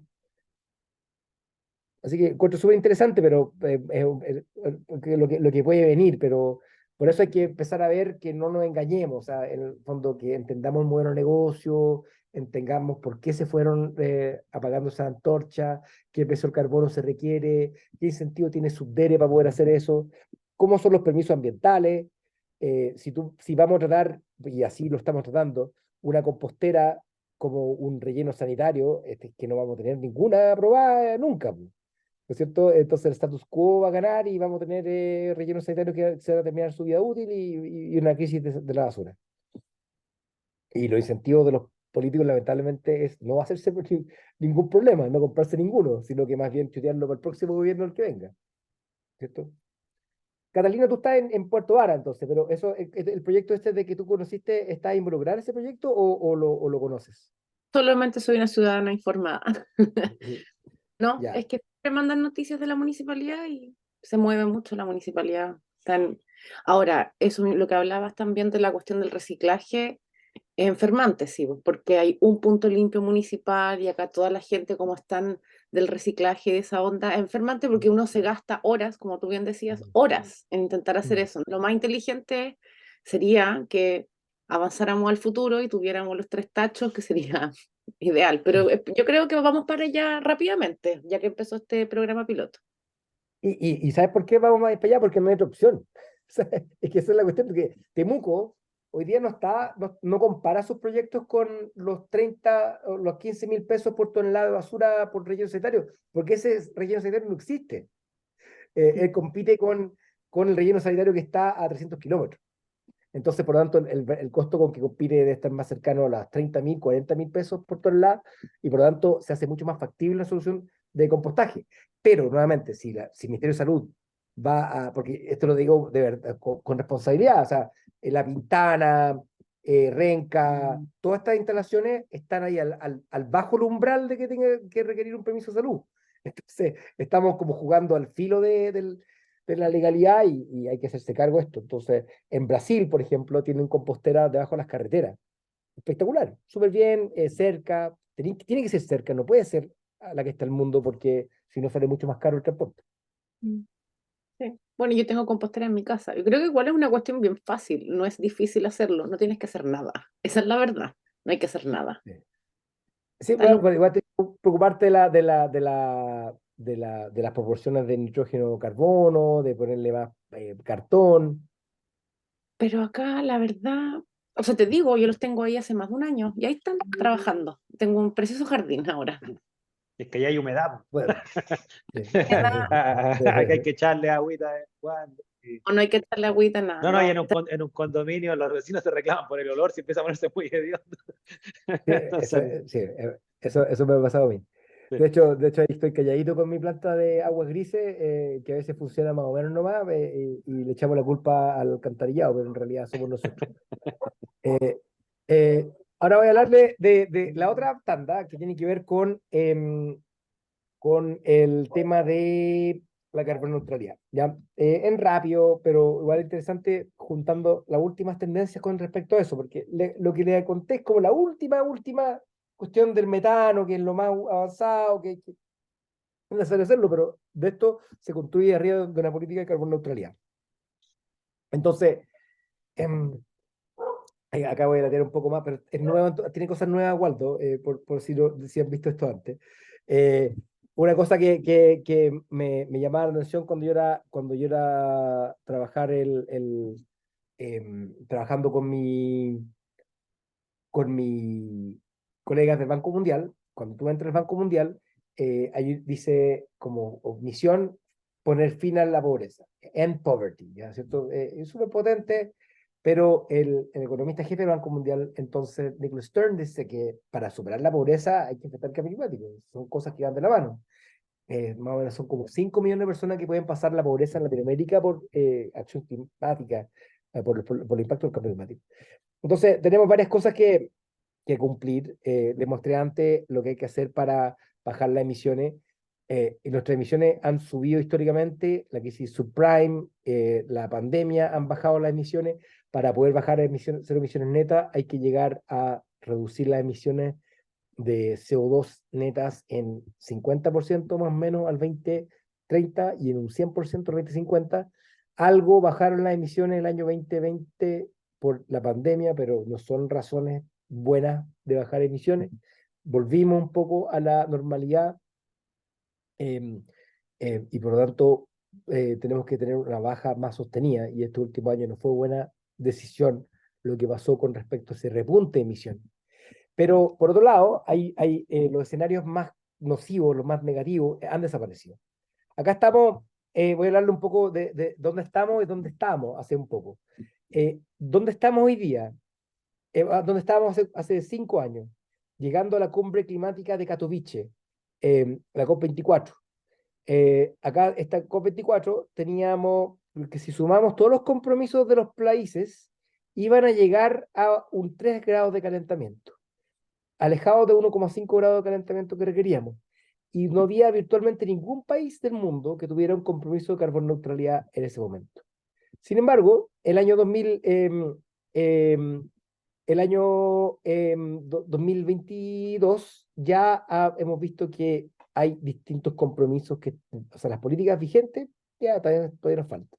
Las metas de 2030 nos falta, pero ya los compromisos de largo plazo estamos más cercanos, y si vemos las cosas más mejores escenarios, ya estamos por lo menos en la cercanía de 1,5 grados de calentamiento, pero al mismo tiempo el planeta se calentó de 1 grado de calentamiento a 1,2 grados de calentamiento y por tanto se nos está angostando la ventana de oportunidad con respecto a la mitigación de emisiones. Eh, pero como les hablaba del establishment económico, y por eso en este contexto, para confrontar la creciente ola de desinformación, anti-ONU, anti-Objetivos de Desarrollo Sustentable, es importante reconocer que hoy día la jefa del FMI dice que hoy día la crisis post-pandemia es un riesgo y una oportunidad. Sería míope volver de la economía de ayer con sus problemas de creciente desigualdad. Deberíamos mirar hacia adelante y aprovechar la oportunidad para construir un puente hacia algo mejor, un mundo más justo y equitativo, más verde, más sostenible, más inteligente y por sobre todo más resiliente. Entonces, eso estamos hablando acá de alguien que está a cargo de las finanzas globales y que ve que efectivamente hay una amenaza al bienestar de las personas frente al cambio climático. Hay tres tendencias importantes para poder tener en grande como analizado. Primero que todo, que la mitigación de mitigación a nivel global trae mucho más beneficios que costos, mucho mayor generación de empleo, mucho menor contaminación, mucho mayor inclusión, positivo. También la adaptación, y voy a hacer un análisis corto de esta cuestión, porque no podemos dejar de hablar de que este año hemos visto la importancia de la adaptación al cambio climático. La PUCB ha estado en la primera línea en ese contexto. Hay una página web muy interesante para la región de Valparaíso que se llama adaptacionclimática.cl, donde el equipo de Ariel Muñoz, entre otros, con financiamiento del Mineduc, armamos una plataforma de riesgo climático que es un insumo para trabajar con los municipios de Valparaíso, Viña y de Gran Valparaíso en general para enfrentar las amenazas de incendios forestales, inundaciones, marejadas, remociones en masa. Y si ustedes ven ese mapa, van a darse cuenta que todas las cosas que pasaron de incendios forestales este año, todas las remociones en masa, todas las inundaciones, están en lugares que ese mapa indicaba que había que empezar a afrontar. Pero invertir en adaptación al cambio climático trae 4 veces más beneficios que costos y hay varios componentes que hay que hacer sí o sí. Sistema de alerta temprana. Hoy día ya saben que somos capaces de poder ver cuándo va a llover, a qué hora va a llover, tenemos altas expectativas, nos enojamos cuando no llueve exactamente la hora que se dijo que iba a llover, pero convengamos que hoy día tenemos la capacidad de poder analizar a 2 semanas, lo que hace una década éramos capaces de poder ver a 1 o 2 días de anticipación. Tenemos mucho mejor capacidades, somos capaces de poder ver si es que va a haber lluvias torrenciales en la alta cordillera, si va a haber condiciones de turbidez, etc. Hacer la infraestructura resiliente también es importante, porque empezamos a entender por primera vez que los fierros son solamente un parte de lo que es dañado cuando hay un impacto climático. Si se corta el camino, el costo del camino no es el único que hay que reponer, sino que hay que considerar que ese impacto se suma además a todas las actividades que fueron interrumpidas. Si un camino se cortó, no llegó un producto a puertos, se perece, un puerto que se cierra, impide que se desembarquen mercaderías, que haya comercio, si se corta la luz, tienen que cerrar los restaurantes, las universidades, la producción, si se corta el agua, pasa lo mismo. Entonces, en el fondo, empezamos a entender entre todos de que la resiliencia de la infraestructura es fundamental porque en realidad tú blindas todas las actividades económicas que son sustentadas por la infraestructura. Y entonces, en mi parecer, algún día, ojalá lo sea, el Ministerio de Obras Públicas debería dejar de ser un Ministerio de Obras Públicas por sí solo. Debería ser un Ministerio de Obras Públicas para la resiliencia. No debería haber ninguna obra pública que se lleve a cabo sin considerar 2 preguntas. ¿Es resiliente el diseño? Y segundo, ¿está contribuyendo a la resiliencia sistémica? Por ejemplo, eso nos haría pensar en por qué no tenemos sistema de carretera doble. Hoy día se corta la 5 Norte y casi todo el flujo hacia el norte terminó. Los países más desarrollados tienen una mucho mayor capilaridad en cuanto a sus terrenos y si te corta una de tus venas, tienes muchas otras formas de poder llegar al mismo punto. Entonces, ese tipo de inversión y pregunta hay que hacer. A la agricultura resiliente también, adaptada al cambio climático, los ecosistemas costeros, los humedales costeros traen grandes beneficios y la infraestructura hídrica, que sea resiliente también. El ejemplo claro es en Agua Andina, año 2015-2017, hubo una lluvia de alta turbidez que causó que el río Maipo tuviera, ¿no es cierto?, una turbidez que era incapaz de ser tratada. y por lo tanto se interrumpía el servicio y se cortó el agua 2, 3 días en 2015 y 2017. Desde entonces, Aguas Andinas tiene un sistema de captación de agua y almacena más de una semana de agua potable tratada, de manera que cuando hay una interrupción de servicio, tiene esta agua lista para poder ser entregada. Y desde que esos eventos 2015 y 2017 se dieron, si bien hemos estado cerca de se corte el agua y hemos tenido eventos más severos, no se ha cortado el agua y eso da cuenta que hay una resiliencia invertida.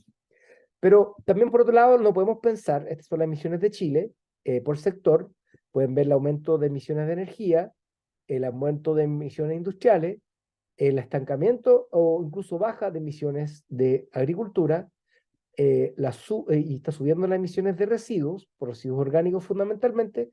Entonces nos encontramos con que hasta el año 2003 éramos un país carbono neutral.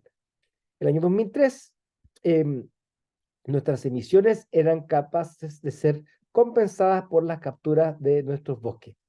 Pero después de eso empezamos a emitir más por sobre eso y lo que queremos hacer es nuevamente bajar las emisiones a un nivel tal que permita que la captura de carbono del sistema de bosque permite ser un país carbono neutro. Pero también pueden ver acá los incendios forestales y el desafío que puede... los incendios forestales pueden ser capaces de borrar esta captura de la baja de emisiones que hemos estado logrando. Y acá podemos ver el año 2017, cómo esta captura fue mucho menor y por tanto las emisiones netas saltaron. ¿Ya? Entonces, la carbono neutralidad es una de las distintas metas que tenemos que tener, pero no en sí sola es buena. En 2003 teníamos mucho mayor contaminación, teníamos mucho mayor descarga de aguas servidas en cursos superficiales, entre otras cosas. Puedo empezar esta cuestión de acá, pero ojalá lo dice. Ya. Lo otro que quiero decir es que en este contexto, en la suma, hay dos caminos por seguir hacia adelante. Uno, el panel izquierdo, es que Chile puede o perder una gran cantidad de su crecimiento económico hacia adelante, con distintos escenarios climáticos, hasta un 27%, o puede enfrentar el cambio climático y lograr el beneficio de poder tener acceso a mayor inversión y menores costos de transporte y energía. Y el Banco Mundial hizo una modelación que indica que el crecimiento económico del país puede ser mayor, si es que crece en verde, en definitiva. Entonces, esto se construye en varios años. El año 2014 hubo un cambio de paradigma, se cerró la puerta al proyecto de Hidroicén de partida, y se empezaron también a cerrarle la puerta a las nuevas termoeléctricas. Lo segundo fue más bien obra de la sociedad civil. Si uno mira el año 2014, lo que se proyectaba Chile a tener como energía eran más de 10 gigas de energía carbón o de Hidroicén o de Río Cuervo o de Mediterráneo y una serie de otras termoeléctricas e hidroeléctricas en Chile. Pero se inicia una verdadera revolución energética que fue fundamentalmente de 3 fases. Primero que todo, tuvo un mérito de ser, con ponerle un precio a la contaminación, que si bien fue baja la contaminación, el precio, siempre hubo una amenaza a ser subido este impuesto verde, y como las inversiones de las empresas termoeléctricas son de larga data, no tienen que predecir lo que va a pasar. Si el año 2014 Chile tiene un impuesto verde de 5, proyectarán que al año 2020 será más, aunque no lo ha pasado.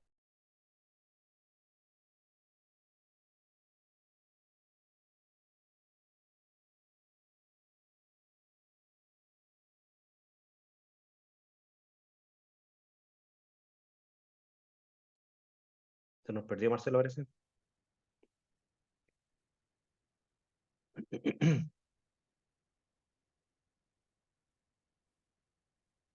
Vamos a esperar a ver si Marcelo vuelve, que parece que tuvo un problema.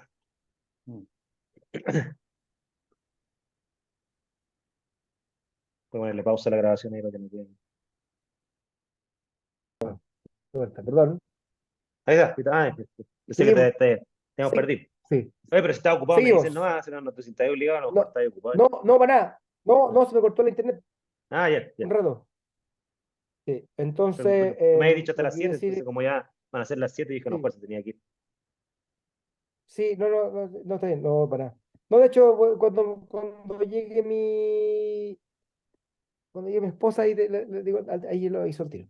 Ya, Ya. entonces le pusimos precio a la contaminación. Tuvimos un impuesto verde, una norma de emisión que empezó a regular las termoeléctricas en Chile con mucho mayor fuerza. Las emisiones de las termoeléctricas bajaron en forma sustancial, a pesar de que esto ocurrió tarde y por tanto mucha gente tuvo el tiempo de poder celebrar estas mejoras, pero es una realidad y efectivamente esta imagen de Tocopilla era verdad el año 2009, donde bajaban los controles de emisión y hoy día se recuperaron esos controles de emisión y hay un monitoreo continuo que se reporta directamente en la Superintendencia de Medio Ambiente y por lo tanto no hay cómo evitar eso. Bajar las emisiones del sector agroindustrial en forma muy significativa y tuvimos fundamentalmente una transición energética en principios de mercado, cosa que lo que ocurre, y esto es de las pocas opiniones políticas que voy a hacer, pero generalmente en los gobiernos de derecha no les gusta regular mucho, pero también no le ven tanto problema quizás a los oligopolios. Entonces, lo que fue fundamentalmente la reforma de la presidenta Bachelet fue darle más competencia y entrar más actores. Nivelamos la cancha, primero que todo, normas de emisión termoeléctrica, también verde, pero también se reformaron la subasta energética. Y en general, lo que pasó es que el cierre de las termoeléctricas de carbón siempre se transformó en un paso natural basado en principios económicos, ni morales, ni sociales, económicos. Entonces, le voy a explicar las tres tendencias interesantes que se están dando en Chile, que en el mundo, que en Chile se ocurrieron un poco antes y que han dado pie a lo que ha ocurrido hoy día. Primero que todo, la fuente de energía más barata del mundo es la energía renovable. Y eso ha hecho que la Agencia Internacional de Energía proyecte que hasta el año 2025, 95% de toda la energía que se instale va a ser solar, fotovoltaica o eólica. Eso es un hecho. También eso es tan potente que en muchos lugares del mundo es más barato construir una central renovable que continuar operando una termoeléctrica convencional. Y eso también es súper potente. Pero lo otro la revolución que viene por delante es el desplome de de la energía de almacenamiento. Los costos de la batería han desplomado y por lo tanto eso va a significar que no va a ser inaudito pensar en un sistema solar fotovoltaico almacenando esa energía y ocuparla de noche también. Entonces, en China, en India, en Alemania, es más barato construir una central solar nueva que continuar operando una central solar, perdón, una central carbón existente. Y a nivel global, eh, con baja de costo, 60% en una década en viento, 60% viento offshore en el mar, 90% baja costo de solar. La energía solar no solamente es la energía más barata del mundo, sino que es la energía más barata que ha tenido el ser humano disponible en la humanidad. Y lo que significa entonces que puede pasar a una etapa más virtuosa con respecto a estos temas de la energía y su relación con el medio ambiente. Y más o menos un 80% de reducción de costos de batería en 8 años. Eso es súper interesante. Entonces, ahora voy a contarles cómo, esta es una cuestión que leí de Kingsmill Bond, de RMI, que es un gurú energético, pero me parecía súper interesante la comparación de la era fósil versus la era renovable. La era fósil, commodity. La era renovable, tecnología. La era fósil, no aprende, hay retornos decrecientes. La era renovable, con curva de aprendizaje, con costos que van bajando, proyectables como la ley de Moore, parece que es, que va bajando los costos de las tecnologías con el tiempo. La era del carbono, o fósil, concentrado, con algunos ricos y privilegiados en estos recursos. En cambio, en la era renovable, todos tienen estos recursos. La era del carbono, finita, y por tanto, al ser finita, con altos problemas geopolíticos asociados a tener este recurso. El otro es abundante. Uno requiere constantemente traer carbón, petróleo, gas, que se mueva. Otro tiene costo marginal cero, sobra. El retorno energético que va bajando, y en cambio la rentabilidad energética que se va logrando, la eficiencia energética que se va logrando, va aumentando con el tiempo en la era de los renovables. Una es una industria pesada, fuerte en capital, otra una industria liviana, descentralizada. Una es una industria que explota con moléculas que le gusta incendiarse y uno que tiene una que son moléculas, electrones obedientes. Uno que es de baja eficiencia, definiría en un tercio de eficiencia el motor de combustión interna, otro de alta eficiencia con motor eléctrico de más de 90% de eficiencia. Uno tiene constantes problemas ambientales, otro tiene mucho menos impacto, uno concentra la riqueza hacia oligarcas y países petroestados, otro no entrega ninguno de estos beneficios, uno concentra el poder, uno distribuye el poder. Por tanto, yo creo que es buen argumento. ¿Qué decía Waldo?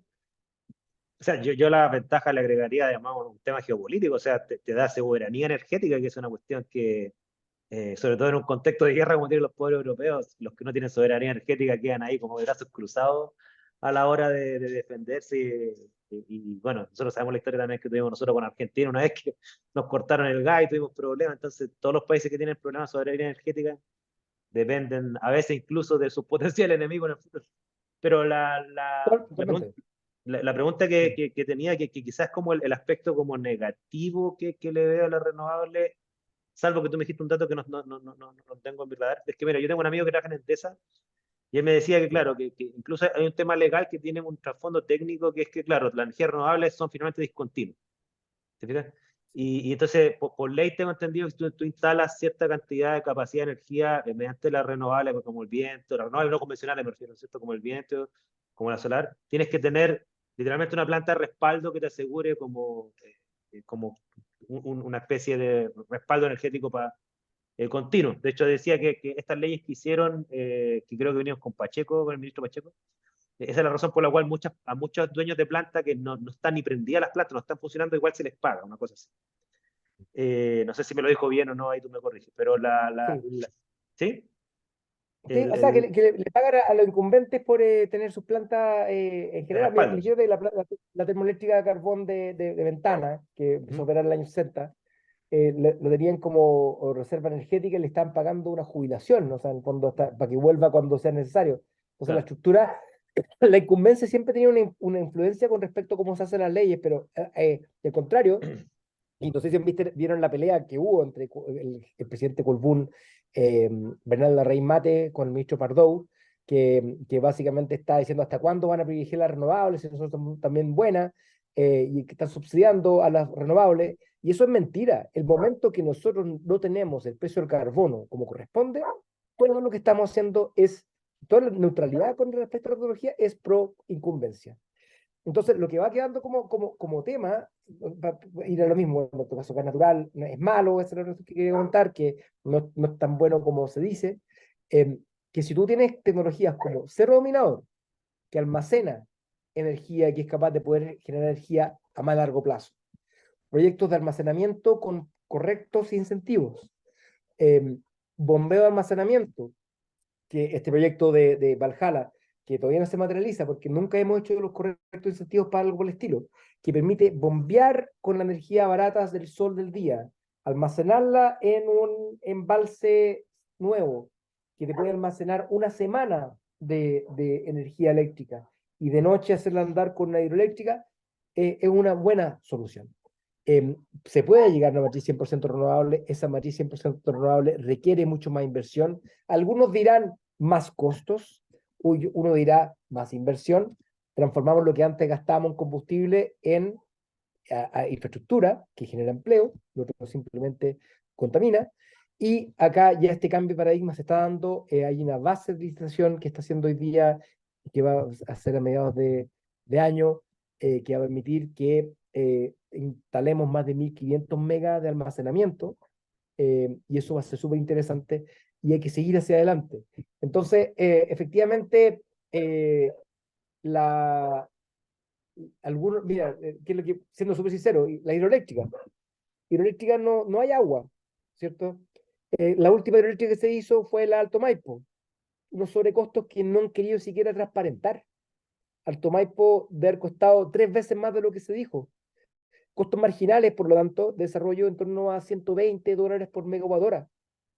Es mucho más caro que el resto. Hidroaicén, si lo hubiéramos construido, yo creo que estaríamos todavía con sobrecosto, la línea de transmisión nos habrían hecho y probablemente le habrían puesto unas bombas, porque esta cuestión tenía que atravesar por todo el territorio mapuche. Entonces, por lo tanto, habría sido muy difícil que eso funcione. Entonces, bueno, se está hablando algo de una matriz 100% renovable, por la misma razón que te dije, Waldo, de que es mucho mejor para la autonomía del país. Mira, el gas natural, vamos al gas natural. El gas natural, ¿te acuerdas que tuvimos gas natural argentino? ¿Sí? Después dijimos, vamos a invertir en terminales, el de GNL Quintero y el GNL Mejillones. En la guerra de Ucrania, Engie dijo, o Total, perdón, Total le dijo, no, sé que Engie no te voy a pasar gas natural, lo voy a vender para Europa. Así que te quedas con el diésel nomás un rato. Entonces, esa inversión, cuando tú eres un país pequeño, no estás primero en la cola para poder obtener un recurso que es escaso. Y por tanto, en independencia energética sigue siendo súper importante invertir en renovables. Entonces, voy a hablarles de otra razón por la cual eso es importante, electromovilidad. Hoy día hay un déficit de Transantiago en costo, pero este déficit sería mucho mayor si es que tuviéramos precio al diésel. El año pasado aumentó en 30% el combustible, el precio del diésel. Los buses hoy día, 2020, perdón, ahorraban 40 mil dólares por bus por año. Hoy día, con los altos precios del diésel, estamos hablando de 60 mil dólares por bus por año. Se pagan en 2 a 3 años. Y por tanto, también la falta de dependencia de combustibles fósiles baja la presión, que es inevitable, de subsidiar los combustibles. Usted, impuesto específico, ¿cuánto, alguien que tenga auto, cuánto creen que pagaron impuesto específico el año pasado por casa, por auto? Entonces, por los que tenemos autogasolina, ¿no? Diésel, obviamente.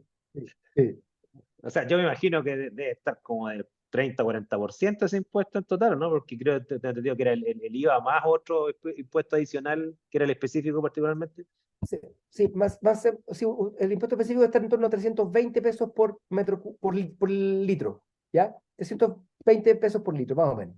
Y eso en Pero el año porcentaje, pasado, ¿cuánto es de porcentaje del precio? eso es como El 25%, el 100% ya, 25%. no está tan lejos.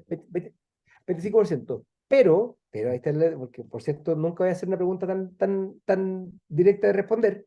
El año pasado, el Estado de Chile subsidió a los combustibles fósiles en 3.000 millones de dólares. Gran parte del año, no solamente no se pagó impuesto específico, sino que un subsidio absoluto hacia las personas. Y lo más fresco de todo es que los camioneros han visto que pueden descontar ese impuesto específico también. No pagaron el impuesto específico, está subsidiado, pero aún así querían que les devolvieran el impuesto que nunca pagaron. Entonces, en este contexto, el año pasado, Chile se despilfarró 3.000 millones de dólares en combustibles fósiles. Se representó un punto del PIB. 3.000 millones de dólares es una brutalidad de plata, ¿cierto? Que gastó y no obtuvo nada más que eso. Entonces, en el fondo ahora la tentación nuevamente va a ser deroguen el impuesto específico. El año pasado nadie pagó impuesto específico, ni general, se pagaron en torno a 500.000 pesos por auto por año, el año pasado. Disculpa, tú tener dices en que no se cuenta. pagó, que a través del MEPCO, El que MEP, regula. el MEPCO fue tan brutalmente inyectado que casi nadie pagó impuesto Ya, específico el año pasado. ya, ahora me acuerdo. Entonces cuando los diputados dicen deroguen el impuesto específico, es de un populismo tan profundo, porque ellos saben que no es así. Entonces, todo el año dijeron, no, el MEPCO, no, si, es mentira lo que tú estás diciendo, yo tenía una pelea pública con la usted, es mentira, porque el MEPCO, cuando suba el precio del combustible, cuando baje el precio del combustible, vamos a recuperar lo que perdimos. Pero al final de año lo resetearon, entonces al final no hay que reponerlo. Entonces al final tomó para adentro 3.000 millones de dólares para los combustibles fósiles el año pasado. Entonces, créanme que podríamos haber hecho muchas cosas con eso. Con 3.000 millones de dólares cambias la aislación térmica de todas las viviendas de Chile, reduciendo un 30% el consumo energético al tiro. Con 3.000 millones de dólares podéis poner paneles solares en todas las casas de Chile, no lo hicimos. Entonces, hubo un montón de cosas que hicimos. Sí. ¿Qué escucho? ¿Alguien? Sí, dale, no. ¿Alguien va a hacer una pregunta o está el audio prendido? Yo escuché a Marcelo. Parece que no. No, parece ¿Sí? que no. Yo quería hacer una pregunta, si es Dale, posible. con Pablo, sí.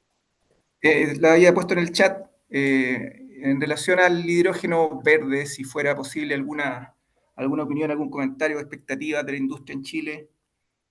Eso, Sí, por favor. voy a Juan avanzar, Juan entonces voy a Pablo, seguir ¿quieres que te haga la avanzando tarea? ¿Quieres que te haga la tarea? para llegar, entonces para llegar a eso. Bueno, ya tuvimos buenas bajas de costos de energía, mayor penetración de renovables, 33% de la energía de Chile el año pasado fue renovable convencional, bajar las emisiones bastante, y ahora este año probablemente va a llegar por lo menos un 35-40% de la energía de Chile como renovable convencional, súper buena onda. Tuvimos la contribución nacional que se hizo Chile, hay que reconocer que fue avanzado y que se hizo en pandemia, en un contexto de incertidumbre, súper bien. Y eso requiere muchas transformaciones de electromovilidad, de minería, de hidrógeno verde también.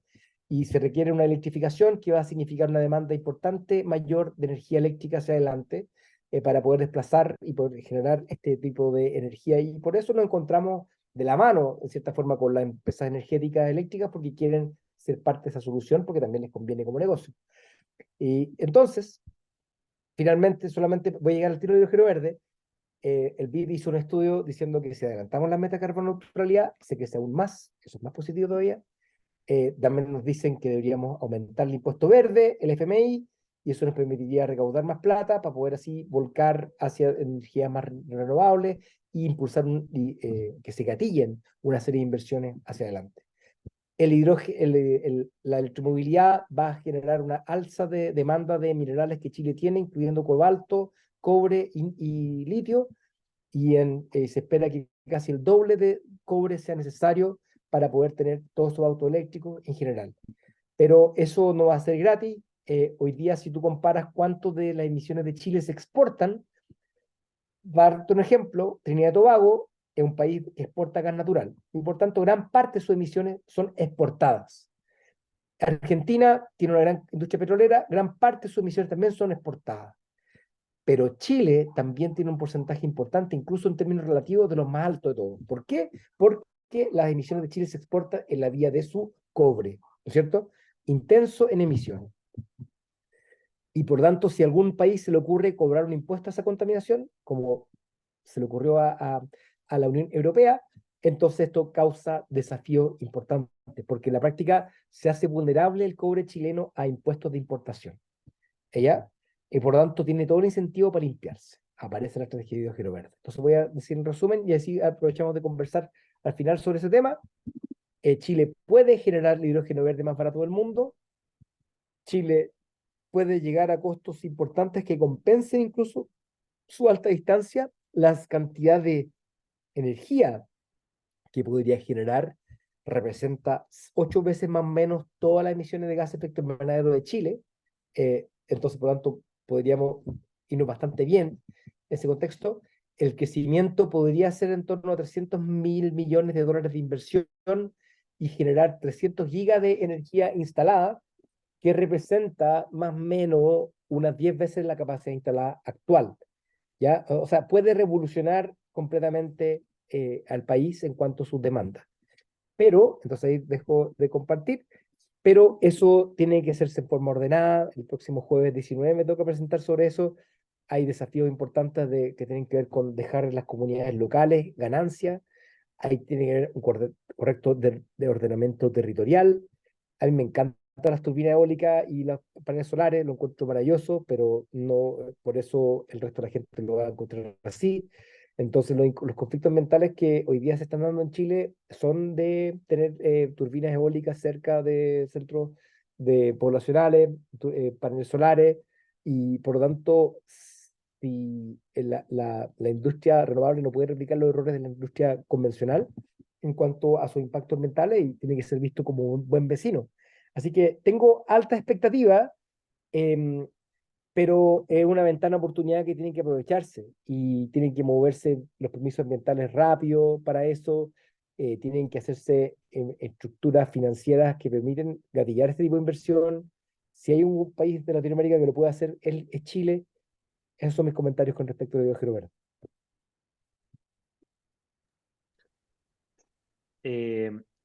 Oye, bueno, no sé si hay alguna pregunta, yo tengo dos preguntas. Renata, Yo tengo otra pregunta, pero parece ya. que hay otra persona antes. Sí, Renata, y ahí le pasamos a Gastón también.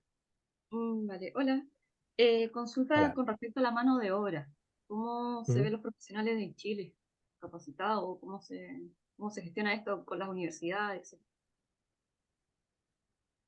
El, yo creo bueno, efectivamente, tal cual tú, de cierta forma, infieres, hay un desafío de formación importante que tiene que haberse a cabo. Y son buenas las historias anecdóticas que se han dado con respecto a que la instalación de paneles solares al comienzo en Chile no había instaladores chilenos, nadie sabía instalar.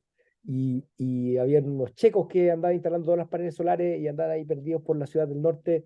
Entonces no gatillamos necesariamente ese tipo de integración en nuestras capacitaciones.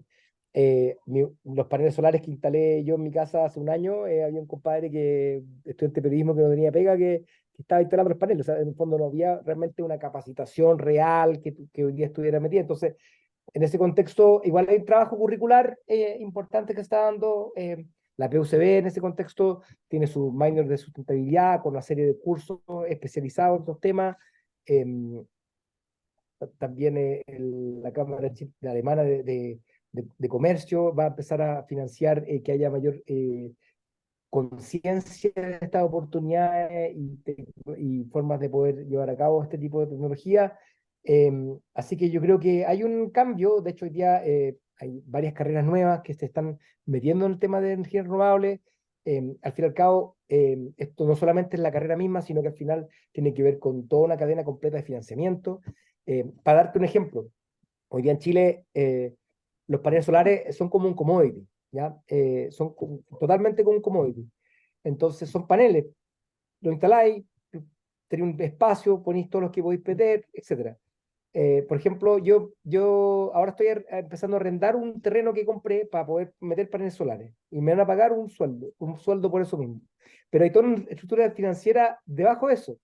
Entonces hay gente que dice, oye, te estás pagando 2 millones de pesos al mes por el arriendo del terreno, y te pago 100 millones al tiro. Y yo me quedo entonces, mi suegro, por ejemplo, que partió con esto hace 5 años, ha cambiado dueño de los paneles solares 4 veces desde que está instalado, porque es como quien, es una cuestión súper, hay mucha plata de por medio que está con ganas de rentar al 10% y que está encontrando que hay oportunidades acá súper interesantes. El tema de los autos eléctricos. En Santiago hay Uber eléctrico. Ninguno de estos tuvo ningún beneficio de subsidio. Simplemente hay inversionistas que vieron que si un vehículo recorre 50.000 kilómetros, hay una cierta cantidad de ahorros que logran. Y ellos entonces meten esos autos, arriendan algo, y el señor que está pagando antes una cuota de 400.000 pesos por un auto, paga 700.000 pesos por un auto y se ahorra 500.000 pesos al mes en combustible. Y al fin y al cabo está estructurado como un producto financiero en que el señor ahorra del primer momento que prende el auto. Entonces no tiene como mi padre que se compró un auto eléctrico hace poco, que manejarlo como 100.000 kilómetros para recién recuperar la inversión, sino que como ese vehículo recorre tantos kilómetros a tan corto plazo, es capaz de poder hacerlo hacia adelante. Entonces yo creo que se está preparando el mercado hacia eso, pero con todas las falencias que muchas veces tienen el sistema educativo en cuanto a prácticas profesionales o estar actualizado. Pero en ese contexto, por eso a mí me gusta siempre lo que yo les presenté, es súper actualizado. Me da la impresión de que en temas renovables, si tú no hablas del último mes, estás desactualizado. O sea, si las diapositivas mías del año 2021 indicaban que Chile tenía un 20% renovable y ahora es 23%. Entonces es importante actualizarse, porque la historia que tú ves contar es muy distinta al contarla fresca. Vale, Gastón. gracias. Gracias. Marcelo, aprovechando que está acá, te quería consultar respecto a un tema que a lo mejor se va a salir de la charla, pero este concepto que se está instalando de la permisología como en los medios en general. ¿Qué ves tú ahí? ¿Quién va a ganar ese gallito? ¿Qué es lo que falta? Si falta como más profundizar inversiones en estos sistemas de evaluación ambiental, de que haya más gente trabajando para que los permisos vayan más rápido, o que realmente, no sé, la comunidad, digamos, de inversores, de empresarios van a terminar torciendo las leyes como para favorecer de que hayan reglas que le hagan más rápido instalar su empresa. ¿Cómo ves tú ese tema? Sí, parto de la base diciendo que los problemas ambientales de Chile son los con la infraestructura existente y no aquellos proyectos que no se han llevado a cabo todavía. Entonces, por tanto, los problemas de Chile están en la ausencia de regulación y no en la sobreregulación. ¿No es cierto? Entonces, a lo que voy yo, por ejemplo, si tú vas a tratar, yo me acuerdo del alcalde en su momento, Pichuncaví, decía, no quiero que haya ningún fierro, aunque sea un panel solar. Ya, no quiero nada. Entonces, y al final eso es bien problemático porque no, si tú vas a tratar todas las tecnologías de la misma forma, entonces tú te puedes legítimamente operar a todo. Cuando tú ves este tema de no a la zona de sacrificio, no queremos más data center en Quilicura, con respeto a la gente que vivió en una zona de sacrificio como Quintero Puchuncaví, puede decir, ¿de qué estás hablando? O sea, un data center no es una zona de sacrificio, ¿no es cierto? Entonces, estamos en una etapa de que en ausencia de conflictos ambientales reales, de unas termoeléctricas grandes, hidroeléctricas grandes, hoy día estamos haciendo conflictos ambientales de cosas que no deberían serlo o quizás se han magnificado. O sea, por ejemplo, el tema de hidrógeno verde. Hidrógeno verde en Magallanes. Hay una oposición de la comunidad, de algunos, de una comuna, de una región que contamina 20 toneladas de CO2 por persona por año, que equivale a más que una persona en Canadá y casi el doble que una persona en Noruega. O sea, no digamos que Magallanes hoy día sea el lugar prístino bajo, o sea, le vale la pena tener menores emisiones, ¿no es cierto? Vale la pena que tenga pero no quieren hacerlo. ¿Por qué? Por el tema de que el tamaño les da miedo. Y por lo tanto, lo que tiene que hacer el gobierno es hacer un ordenamiento territorial para decir, el desarrollo de este proyecto se va por acá. La línea de transmisión se va a ir por acá porque este es el camino de menor. No pedirle al privado que te lo haga, que tenga las líneas bases para poder decir dónde están los impactos ambientales. No necesariamente que tú pidas que el privado haga un estudio que te corresponde a ti como Estado establecer, ¿no es cierto? Hoy día nosotros básicamente le pedimos al privado que caso a caso prevenga qué puede pasar. Lo segundo es fortalecer la institucionalidad ambiental con más dotación. Hoy día tener más gente trabajando en el SEA para poder hacer mejores evaluaciones ambientales y centralizar en el SEA. Hoy día hay más de 50, sí, sí, más de 50 entes técnicos que se pronuncian con respecto a temas ambientales. Y la politización también es un problema. Hay que eliminar las instancias políticas de la decisión ambiental, como el caso del Comité de Ministros e incluso la Comisión de Evaluación, porque pocas veces fallan en torno a lo que dicen los informes técnicos, ya sea para aprobar o para rechazar. Entonces, eso es lo que quería hacer en general. Yo también me tengo que retirar ahora sí tengo que ir a la cuestión de reunión de apoderados, pero Dale. les quería agradecer el tiempo de poder No, gracias a conversar ti, con Marcelo. ustedes. Encantado la próxima vez, Waldo. Vale, ¿Ok? te pasaste, Nos vemos. Marcelo. Muchas gracias. Suerte. Chao, chao, gracias. No, Gracias, gracias. Marcelo. Muchas gracias. Bueno, y gracias ahí a todas las personas asistentes. Esta grabación va a quedar obviamente disponible una vez que la cargue. Ahí les voy a mandar el enlace, tanto a los del curso como a los que no son del curso y son de otros cursos del doctorado. No hay problema. Así que, bien, buena jornada. Que estén bien. Saludos a Muchas todos. gracias, Waldo. Chao, Chao. chao.